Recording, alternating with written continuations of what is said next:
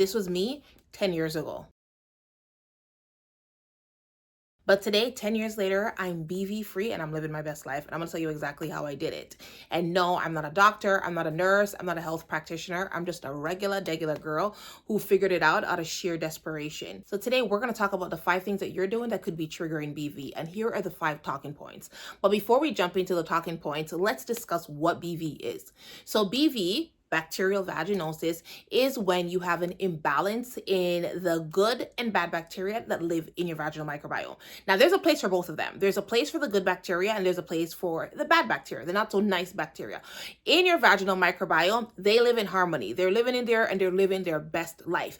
But sometimes stuff happens and that harmony gets thrown out of balance. An imbalance happens. And when that happens, that usually means that the harmful bacteria is up here, like it's overgrowing, and the good bacteria is depleted, and that imbalance causes bacterial vaginosis. Now, how do you know that you have bacterial vaginosis? The number one thing that most of us, most women, I would say, complain about is the fishy odor. If you have a fishy odor, most likely you have bacterial vaginosis. There's also this excessive discharge, right? And that discharge is usually like, it could be like a little bit of yellow, it could be a little bit green, but it's not white, right? You have that discharge as well. And some women do experience itchiness. But I find that just from talking to other women, the number one thing that we complain about is that crazy fishy odor that is ruining our lives. So let's talk about what you're doing that's possibly triggering BV and what you could do about it.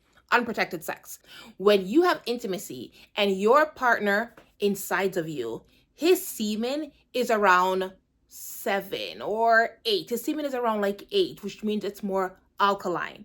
So when his semen enters the vaginal microbiome, it raises the pH. So now you're no longer between 3.8 or 4.5. It's raised your pH. And once it raises your pH, it throws you off, and now it triggers BV. So that's why unprotected sex could be the reason why your BV continues to get triggered.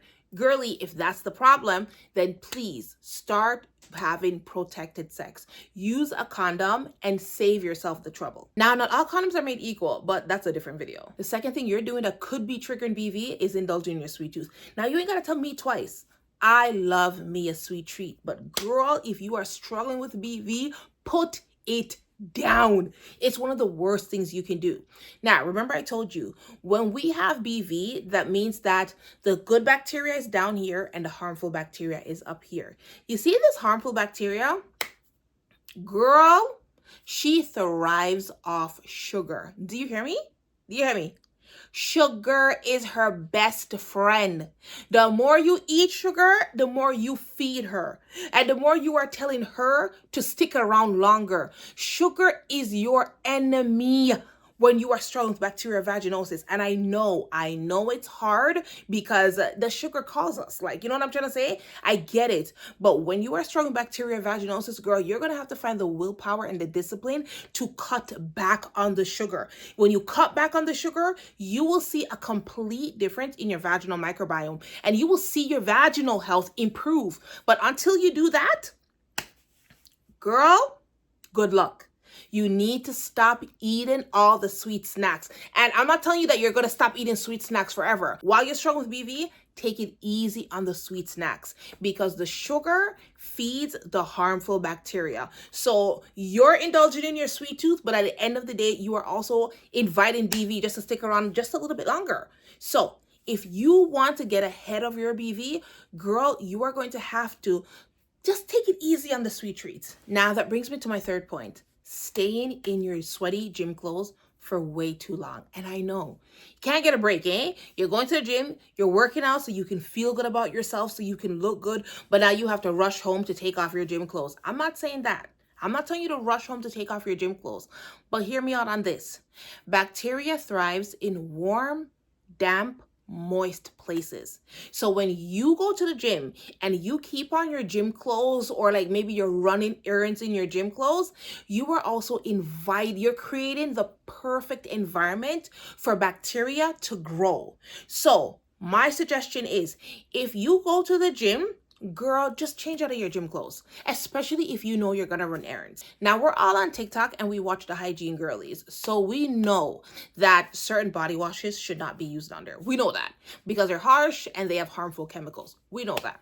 We know that certain bar soaps should not be used in our vulva. We know that because we know, once again, they're harsh and they're made with harmful chemicals. And we know if we use those body washes and those bar soaps, it's going to throw off our pH. If our pH is thrown off, that means BV is going to be triggered. We know that. But you know what I want to talk to you about? Not all feminine washes are made equal. Believe it or not, even the feminine washes that are specifically made for the vulva, not all of them are created equally. And maybe you are like, yo, I'm doing all the things. Like, I'm washing my vulva. I'm not going inside. I'm just focusing on my vulva. I'm not sticking my finger up there. I'm not cleaning out the hole, right? I'm just literally focusing on my vulva. I'm using a feminine wash that's meant to wash my vulva. Why am I still getting BV? Because not all of them are created equally, baby. If you follow me on TikTok, you know I'm going to die on the glycerin hill, okay?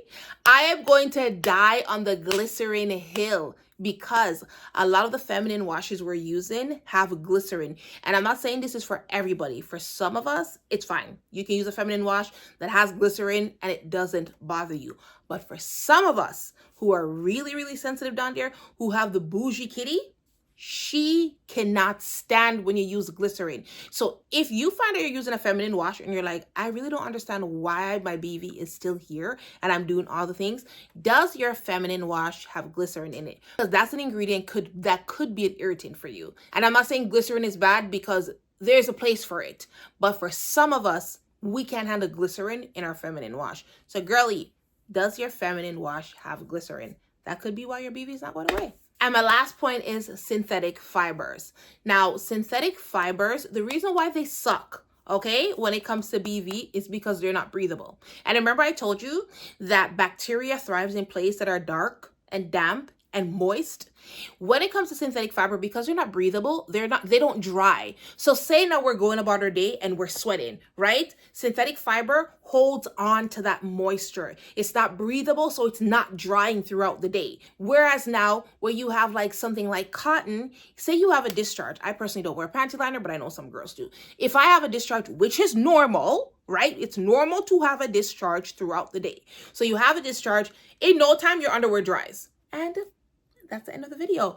If you loved everything that you saw here, I would love for you to subscribe and comment, and I'll see you in my next one.